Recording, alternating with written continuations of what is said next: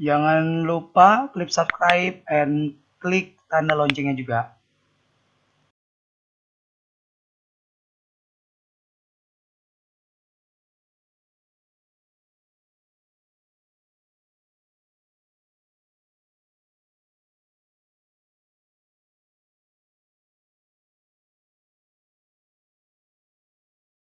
A'udzubillahi minasyaitonirrajim.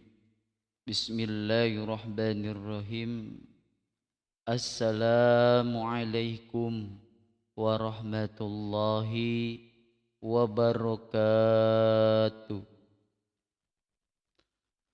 Alhamdulillahilladzi arsala rasulullahu bil huda wa dinil haq liyuzhirahu ala dini kulli wa kafa billahi syahida.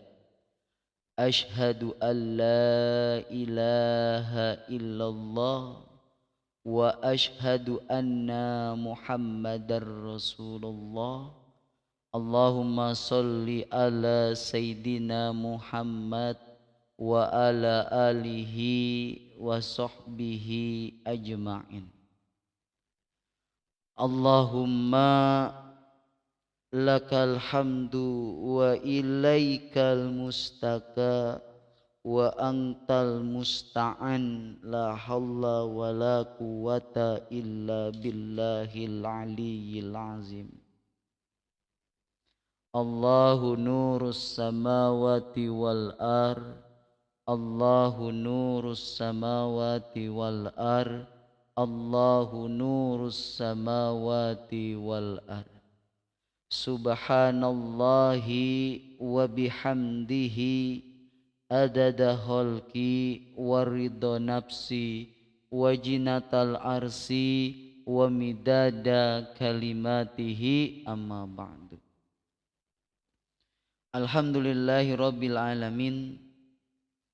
Pertama-tama marilah kita panjatkan puji serta syukur kepada Allah Subhanahu wa taala yang alhamdulillahi rabbil alamin. Pada malam hari ini kita bertemu lagi, kita berjumpa lagi meskipun kajiannya di dalam dunia virtual melalui media WhatsApp. Mudah-mudahan tidak menutup keberkahan ilmu yang nantinya kita dapatkan, kita terapkan dalam kehidupan kita sehari-hari. Amin ya rabbal alamin. Begitu banyak nikmat yang Allah berikan pada kita. Nikmat yang terbesar adalah kita bisa hadir pada malam hari ini, bisa mendengarkan kajian ini, dan ketika kita mendapatkan ilmunya, kita bisa terapkan di dalam kehidupan kita sehari-hari. Maka Imam Syafi'i pernah berkata, ilmu itu seperti hewan buruan. Mengapa beliau mengatakan ilmu adalah seperti hewan buruan? Karena bagaimana sih ketika kita menangkap buruan itu, apakah kita tidak membawa apa-apa? Kita pengen hewan yang kita buru, tapi kita enggak bawa senjata apapun. Apakah bisa hewan itu kita buru? Tentu jawabannya tidak. Ya, tentu jawabannya tidak. Maka untuk menangkap hewan itu ada benda atau sesuatu yang kita bisa bawa. Ada sesuatu yang kita bisa lakukan untuk bisa menangkap hewan tersebut. Apa? Seperti senjata tajam, atau senapan angin, atau jaring untuk menangkap hewan tersebut. Begitu juga ketika kita menuntut ilmu, kata Imam Syafi'i bahwa kalau kita nuntut ilmu jangan lupa apa yang kita bawa. Pulpen dan buku untuk mencatat nanti ilmu-ilmu yang disampaikan oleh para guru, maka dicatat. Supaya apa? Supaya enggak lepas ilmu yang kita dapatkan nantinya. Ya, seperti itu diibaratkan, dianalogikan sebagai apa? Menangkap hewan buruan. Maka untuk menangkap hewan buruan yang kita butuhkan adalah senjata. Nah, untuk menangkap ilmu yang diajarkan oleh para guru, maka yang harus kita lakukan adalah menyiapkan alat tulis dan buku. Agar nanti ilmu yang kita dapatkan kita bisa manfaatkan dan kita buka kembali ketika kita nanti lupa. Masya Allah. Mudah-mudahan ini nikmat yang terbesar.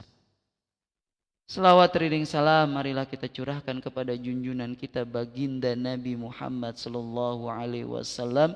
Semoga kita semua diberikan syafaat, baik syafaat di dunia maupun syafaat di akhirat kelak. Amin. Amin ya rabbal alamin. Sahabat KJL yang dimuliakan oleh Allah Subhanahu wa taala. Mudah-mudahan yang sudah hadir pada malam hari ini, yang sedang Allah berikan kesusahan, Allah angkat penyakitnya. Yang sedang Allah berikan ketidakmudahan, Allah meringankan. Yang sedang Allah berikan kesulitan, Allah berikan jalan keluar. Yang saudaranya, yang keluarganya, yang sedang dirawat di rumah sakit, mudah-mudahan pada malam hari ini Allah angkat penyakitnya dan Allah sembuhkan seperti semula dan seperti sedia kala. Yang sedang terlilit hutang, mudah-mudahan pada malam hari ini besok ada jalan keluar untuk bisa membayarnya. Yang hari ini belum diberikan jodoh, siapa tahu besok pagi ada jodoh yang datang untuknya.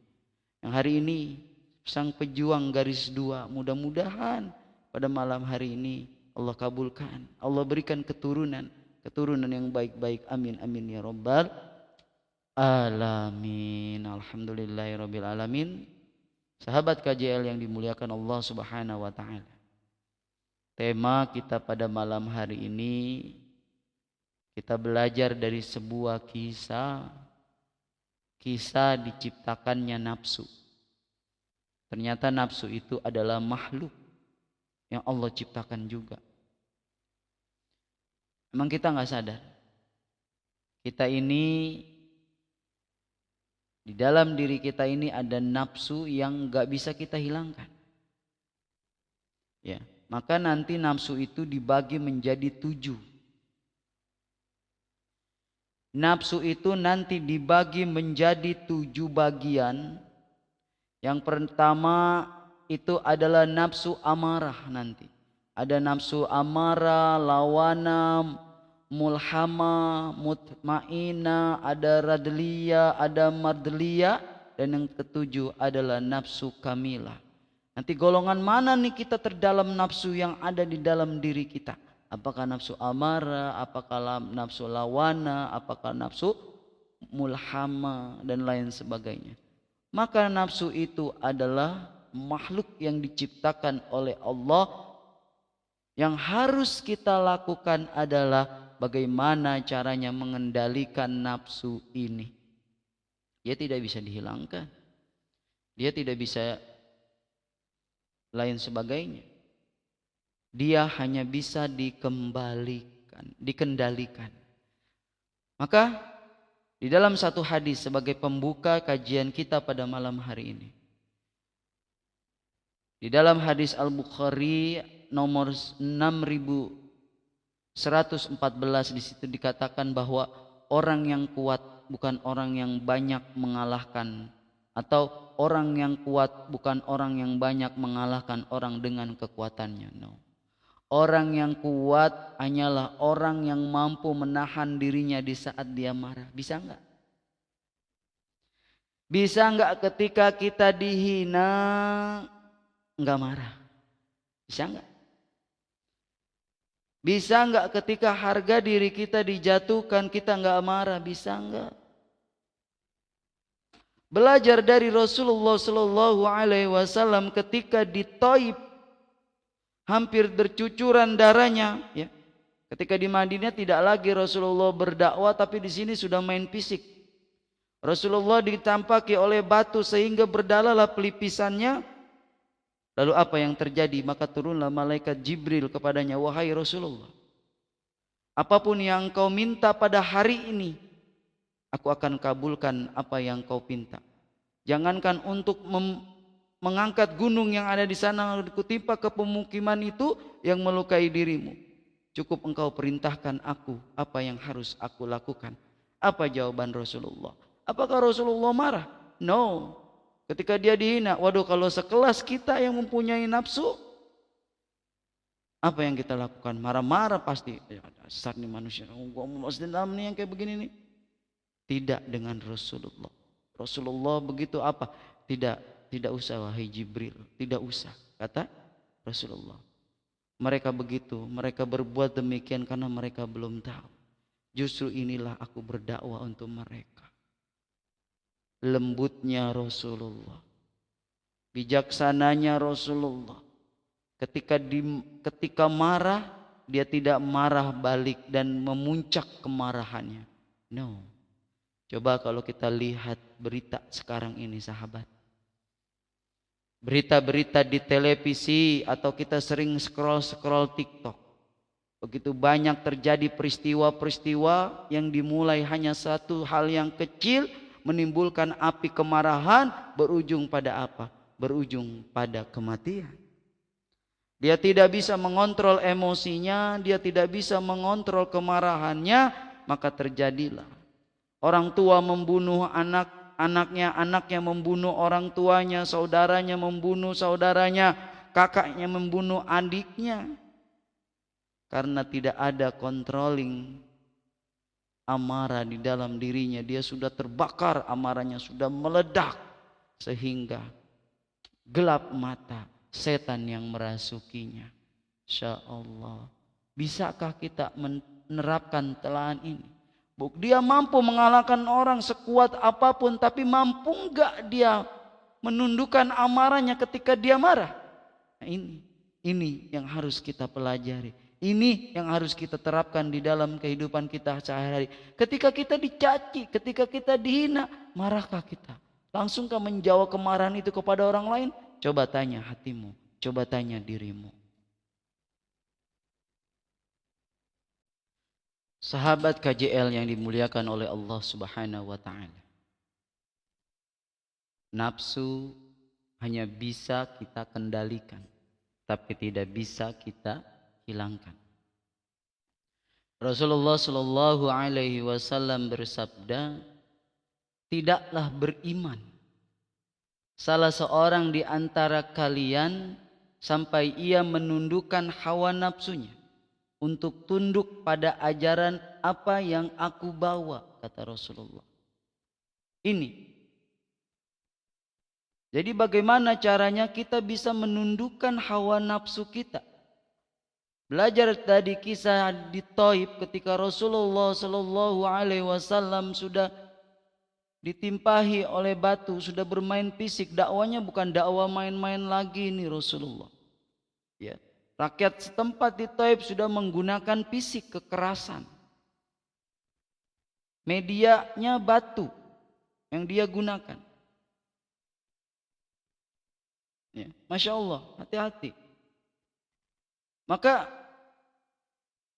Utsman bin Hasan bin Ahmad Asyishakil Al-Khudawi, ini seorang ulama yang hidup di abad ke-13 Hijriah.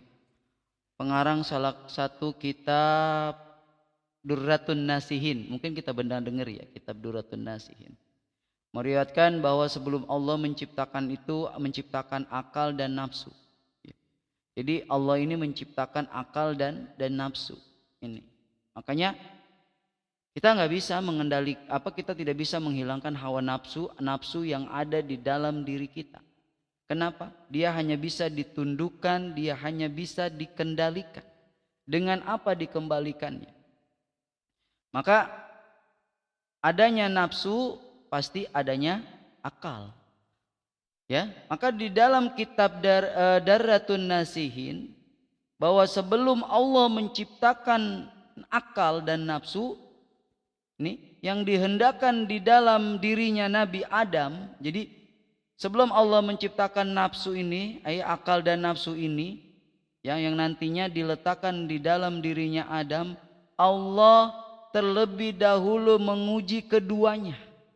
Jadi nggak sembarangan proses penciptaan manusia ini, nggak masuk Apa enggak langsung tiup, enggak langsung tiup. Akal masuk ke Adam. Nafsu langsung masuk ke Adam, tidak. Ya. Tidak sedemikian. Ada pengujian, ya, ada pengujian terlebih dahulu. Agar apa? Agar bisa enggak ketika nih akal dengan nafsu dimasukkan ke dalam tubuhnya Adam tidak mengendalikannya. Makanya apa yang terjadi ini diproses dulu, enggak sembarangan Allah memberikan akal dan enggak sembarangan Allah memberikan nafsu, ya. Makanya terlebih dahulu diuji oleh Allah dan anak cucunya nanti bisa mengendalikan dan menaklukkan keduanya bagaimana. Ya. Nanti kita ceritakan bagaimana akal dan nafsu ini diciptakan. Ya, makanya nanti ada istilahnya akal, pengertiannya akal dan pengertiannya nafsu. Bagaimana akal itu dan apa itu nafsu. Makanya apa sih akal itu?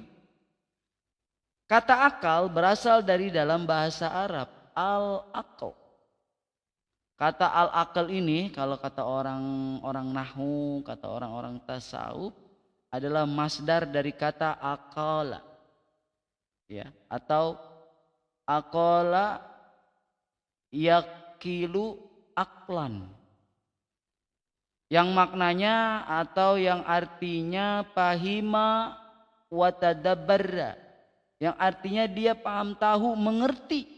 Artinya paham, tahu, mengerti dan memikirkan, menimbang. Maka al-aql, ya, al-aql sebagai masdarnya. Nih saya juga mungkin kalau saya jelasin begini saya juga kurang begitu memahami nahwu karena nggak mempelajari lebih dalam tentang nahwu, tapi sedikit tahu. Ya, jadi sebagai masdar dari kata kerja aqala, ya, maknanya adalah kemampuan memahami dan memikirkan sesuatu. Ini akal. Kemampuan memahami dan memikirkan sesuatu. Sesuatu itu bisa apa? Bisa ungkapan, bisa penjelasan, bisa fenomena, dan bisa lain-lain. Ini harus dipahami. Semua yang ditangkap oleh panca indera itu. Nah, itu menurut bahasa Arab. Kalau menurut istilah, akal itu adalah sesuatu yang halus. Apa? Sesuatu yang halus atau istilahnya latifah. Sesuatu yang harus, yang mempunyai daya kemampuan apa? Untuk apa? Untuk memperoleh, menyimpan dan mengeluarkan pengetahuan. Ini akal. Akal dengan demikian memiliki fungsi kognisi, yaitu untuk memperhatikan, memikirkan, juga menjelaskan dan mempertimbangkan semua yang ditangkap oleh panca indera. Ini akal, ya, yang dapat, yang berimajinasi, yang menilai dan lain sebagainya. Akal yang bisa menimbang, memikir, ini akal. Makanya perbedaan manusia dengan dengan hewan itu perbedaannya pada akal. Ya. Jadi manusia yang berakal maka dia akan menjadi manusia yang mulia. Bagaimana dengan manusia yang tidak berakal? Karena dia sudah dikalahkan oleh hawa nafsunya sehingga setan merajai dirinya. Sehingga akalnya tidak lagi berfungsi. Yang dikuasai akal dikalahkan oleh hawa nafsunya. Makanya bagaimana supaya akal tetap bekerja dan hawa nafsu dapat dikendalikan. Ya. Jadi beda lagi tuh dengan apa tadi? Dengan nafsu. Kalau nafsu sendiri apa, coach? Kalau nafsu sendiri, kalau dalam bahasa Arabnya yaitu nafsun. Ini kata mufrad. Mufrad itu apa? Coba nanti kita tanya ahli ini ya, ahli nahwu ya. Jamannya anfus atau napusun yang dapat diartikan roh, nyawa, tubuh dari seseorang. Darah, niat orang yang hendak atau keinginan, kecenderungan mendorong hati yang kuat, nafsu. Makanya nafsu banget dia pengen gini-gini, itu dorongan. Dorongannya dalam diri sendiri ini. Namun secara istilah nafsu itu adalah latifah, sesuatu yang lembut dalam diri seseorang. Sesuatu yang lembut dalam diri seseorang yang menimbulkan keinginan seseorang atau dorongan-dorongan hati yang kuat untuk memuaskan kebutuhan hidupnya. Nafsu. Secara istilah ya. Jadi nafsu seperti itu. Untuk memiliki keinginan-keinginan yang belum mampu dia capai. Selama itu belum dia capai, nafsunya akan terus. Ambisi. Dirinya dikuasai oleh nafsu. Baik maupun rohani maupun jasmani dikuasai semua. Misalnya nafsu itu ada yang baik, ada yang buruk ya. Contohnya deh. Saya kasih contoh. Makan, minum. Itu juga nafsu. Iya kalau dia makan, lapar, dia pasti makan kan? Nah, nafsu. Gitu ya. Minum, ya kalau dia haus pasti minum. Itu bagian juga dari nafsu, gitu kan? Nah, makanya tadi saya bilang, nafsu itu dibagi menjadi 7. Terus disanjung, dihargai dan sebagainya. Karena itu sering disebut dengan hawa nafsu, ya. Begitu, pengen disanjung, pengen dipuji dia sebagai manusia, itu nafsu yang ada di dalam dirinya. Ini bagaimana nafsu ini berperan nantinya, ya. Insya Allah. Baik ya, nanti kita belajar, ya. Belajar antara tadi kita sudah kaji antara pengertiannya akal dan juga pengertiannya nafsu. Nah, coach, bagaimana sih kisahnya awal mulanya nafsu itu diciptakan? Kata coach tadi dia adalah makhluk yang diciptakan Allah juga. Di dalam satu kitab, yaitu kitab Tanbihul Ghafilin, peringatan bagi orang-orang yang lalai ya. Kita pernah baca nih kitab Tanbihul Ghafilin ini kayaknya waktu kita remaja itu pengajian di pengajian nih oleh guru-guru kita nih. Kitab Tanbihul Ghafilin. Abu Laid Al-Samargandi menceritakan kisah penciptaan akal al-akal dan kisah penciptaan nafsun atau nafusun. Jadi di dalam kitab Tanbihul Ghafilin ini dijelaskan bahwa bagaimana proses penciptaan akal dan bagaimana keduanya hawa nafsu ya diciptakan. Ternyata saat penciptaan keduanya, ternyata nafsu memilih ya.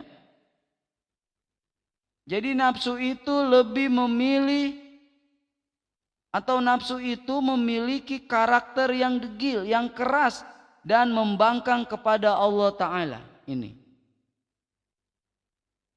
ya. Jadi ternyata nafsu itu lebih memilih karakter yang degil, yang keras dan membangkang kepada Allah Subhanahu wa Ta'ala. Sahabat KJL yang dimuliakan oleh Allah Subhanahu wa Ta'ala, sekarang kita akan mengkaji kembali bagaimana Allah menciptakan akal dan nafsu. Tadi kita kaji dari kitab Tanbihul Ghafilin. Sekarang kita bedah kembali di dalam karangan kitab Laid As-Samargandi, ya, yaitu kitab yang tadi, ya. Kitab yang beliau karang yaitu adalah kitab Durratun Nasihin. Di dalam kitab Durratun Nasihin ada cara menggunakan dan menaklukkan keduanya, baik akal maupun nafsu. Di dalam kitab tersebut dinyatakan bahwa setelah Allah menciptakan akal dan nafsu, lalu Allah memerintahkan kepadanya untuk menghadap. Yang akan ditanya satu persatu nih, antara akal dan nafsu, nanti ditanya satu-satu. Maka yang pertama kali datang adalah akal. Akal datang menghadap, dan ketika disuruh berbalik, maka berbaliklah ia. Maka akal berbalik, wahai akal, berbalik engkau, berbaliklah. Lalu Allah pun bertanya kepadanya. Apa kata Allah? Begini, man ana wa man anta, kata Allah tuh kita. Jadi Allah bertanyanya seperti ini, man ana wa man anta. Apa artinya man ana wa man anta? Man ana, siapa aku, dan waman anta, siapa kamu. Maka dengan rasa penuh tawadhu, akal ini menjawab pertanyaan Allah. Apa yang akal jawab? Anta rabbi wa ana abduka ad-dhaif. Kata akal tuh jawabannya. Jadi kata akal tuh menjawab ana rabbi wa ana, ya, anta rabbi wa ana abduk ad-dhaif, kata akal. Apa artinya? Engkau Tuhanku ya Rob, dan aku adalah hambamu yang lemah. Itu jawabannya akal. Maka karena itu Allah memberikan kemuliaan kepada akal dengan jawaban itu. Kemudian giliran nafsu, tadi akal yang dipanggil, sekarang nafsu yang dipanggil. Ketika diperintahkan untuk menghadap, nih nafsu ini diam saja, tidak menjawab. Ketika ditanya dengan pertanyaan yang sama, apa yang Allah utarakan kepada akal, Allah pun bertanya kepada nafsu dengan pertanyaan yang sama. Man ana wa man anta. Siapa aku dan siapa kamu? Dengan sombongnya. Dengan sombongnya nih. Dengan sombongnya nafsu menjawab. Ana wa ana, anta wa anta. Tuh jawabannya nafsu tuh. Beda kalau tadi akal menjawab dengan anta rabbi wa ana abduka dhaif, malah nafsu menjawab ana wa ana anta wa anta, gitu jawabnya. Aku adalah aku, engkau adalah engkau, tuh kata nafsu tuh. Insyaallah dengan sombong dan angkuhnya nafsu itu menjawab seperti itu kepada siapa yang menciptakan dia. Nauzubillah min jali, masya Allah, ya. Itu jawabannya nafsu. Ana wa ana, anta wa anta. Aku adalah aku, engkau adalah engkau. Karena jawaban itulah maka Allah menghukum dengan memasukkan nafsu ke dalam neraka jahim selama berapa? Selama 100 tahun. Setelah dikeluarkannya dari neraka jahim dan ditanya lagi oleh Allah dengan pertanyaan yang sama. Man ana wa man anta. Siapa aku dan siapa kamu? Dia pun menjawab dengan jawaban yang sama. Nafsu pun menjawab dengan jawaban yang sama. Ana wa ana, anta wa anta. Aku adalah aku, engkau adalah engkau. Akhirnya Allah memasukkannya lagi nafsu ke neraka zu. Tadi Allah memasukkan ke neraka jahim 100 tahun. Kemudian Allah memasukkannya lagi ke neraka ju yang penuh dengan rasa lapar yang amat sangat. Jadi neraka ju ini neraka rasa lapar dengan rasa yang amat sangat selama berapa? Selama 100 tahun lagi Allah memasukkan nafsu ke dalam neraka ju. Nafsu dibiarkan tanpa makan dan minum. Setelah nafsu tidak diberi makan dan minum, istilahnya puasa ya, kalau nggak makan nggak minum. Membuat nafsu sadar dan tak berdaya. nafsu menyerah dan mengakui bahwa Allah Ta'ala Tuhan yang menciptakannya. Ketika dijawab barulah ketika dia dipasukkan ke neraka Zu, dia tidak lagi dan dia mengakui bahwa Allah adalah Tuhannya. Di dalam kitab ini juga diterangkan bahwa dengan sebab itulah maka Allah Ta'ala mewajibkan puasa. Untuk apa tuh? Makna kita berpuasa di bulan Ramadan untuk apa? Untuk bisa mengendalikan hawa nafsu kita. Bukan berarti kita yang nggak puasa ya Allah, ketika dia tidak mampu mengendalikan hawa nafsunya di bulan suci Ramadan, berarti dia kalah sama hawa nafsunya. Makanya di dalam kitab ini pun dijelaskan, ya, dijelaskan atau di dalam kitab ini ada satu hikmah yang bisa kita ambil. Betapa membangkangnya nafsu ini apabila seorang tidak bisa mengendalikannya.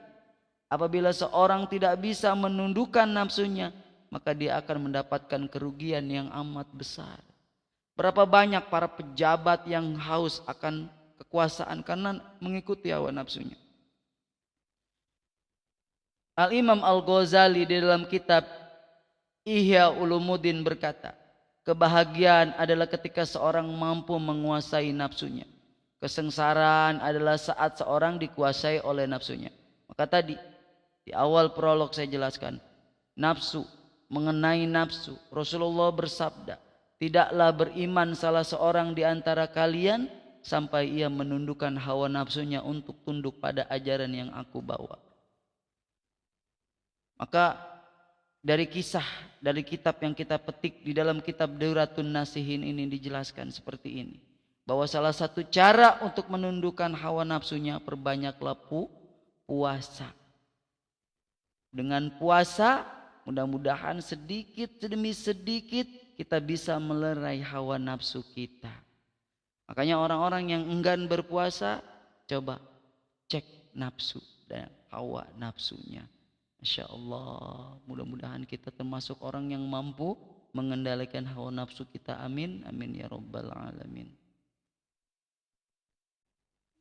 Sahabat KJL yang dimuliakan oleh Allah Subhanahu wa Ta'ala, kita sedikit lagi ya. Sekarang kita akan coba bedah atau buka sifat-sifat nafsu, tingkatan nafsu yang ada di dalam diri kita, tingkatan nafsu yang ada di dalam diri kita, manusia dan sifat-sifatnya. Kenapa? Karena nafsu adalah sesuatu yang halus, ya. Bukan yang harus, maaf.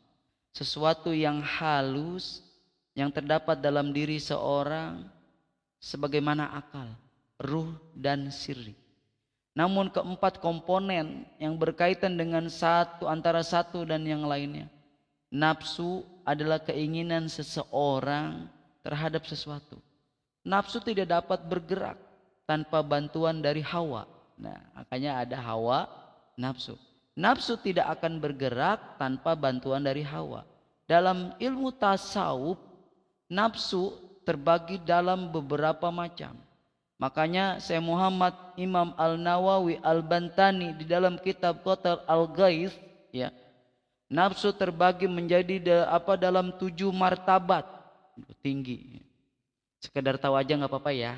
Ini kita kaji di dalam kitabnya Syekh Muhammad Al-Nawawi Al-Bantani dalam kitab Qatar Al-Ghaith, ya, bahwa nafsu ini terbagi menjadi 7 martabat yang dikenal dengan istilahnya maratibul nafs. Maratibul nafs. Apa aja itu? Yang pertama adalah nafsu ammarah. Apa itu nafsu ammarah? Ialah nafsu yang selalu mendorong manusia kepada keburukan dan kemaksiatan. Ini namanya nafsu ammarah.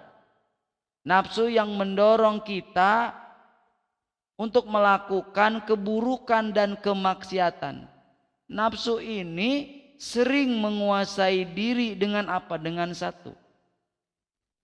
Al-bukhlu. Apa itu? Kikir, pelit kita nih. Yang kedua adalah al-hirshu. Apa itu? Tamak, rakus. Nih. Yang ketiga adalah al-hasad, dengki. Yang keempat adalah al-jahl, bodoh. Yang kelima adalah al-kibru. Apa itu? Sombong. Yang keenam yaitu asy-syahwat. Apa itu? Keinginan hewani. Aduh, hati-hati. Ini baru satu ayat, ininya sudah banyak, sifatnya udah banyak. Dari nafsu ammarah terbagi menjadi 6 sifat. Al-buku, kikir. Mudah-mudahan cukup ya kita kaji. Kalau enggak mudah-mudahan kita sambung nanti. Ya, kikir, pelit, tamak, rakus, dengki, al-jahl, bodoh, al-kibru, sombong, asya, syahwat, keinginan hewani.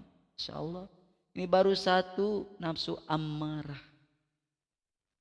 Ya, apabila ada orang yang kikir atau yang sombong, tuh nafsunya nafsu ammarah. Apabila ada orang yang sombongnya minta ampun, dia dikuasai oleh nafsu ammarah. Apabila ada orang yang melakukan kemaksiatan, dia itu melakukan nafsu ammarah. Apabila dia rakus, pelit, tamak, nafsu ammarah. Yang kedua, nafsu lawamah. Apa itu nafsu lawamah? Nafsu lawamah adalah nafsu yang masih pada tingkat rendah. Tenang.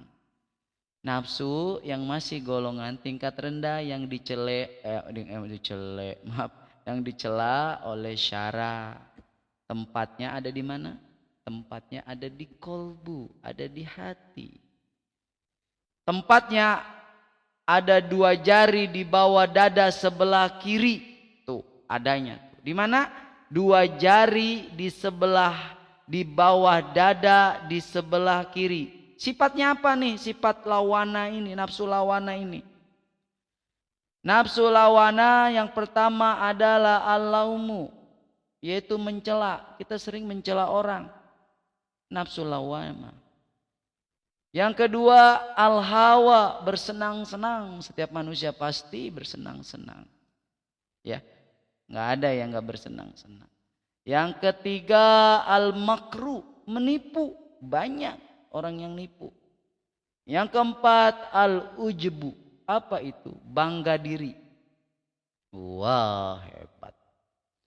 Yang ketiga, yang kelima al-ghibah, suka ngomongin orang. Nih, makanya tadi disebut tingkatan yang masih pada tingkatan rendah, nafsu lawama. Yang berikutnya adalah arya, pamer, amal. Yang berikutnya adalah azulmu, zolim. Gak boleh zolim sama orang. Yang ketiga, yang berikutnya al-kizbu, dusta, berkata yang tidak benar. Yang berikutnya adalah al-ghaflah, lupa. Ini sifat-sifat dari nafsu lawamah.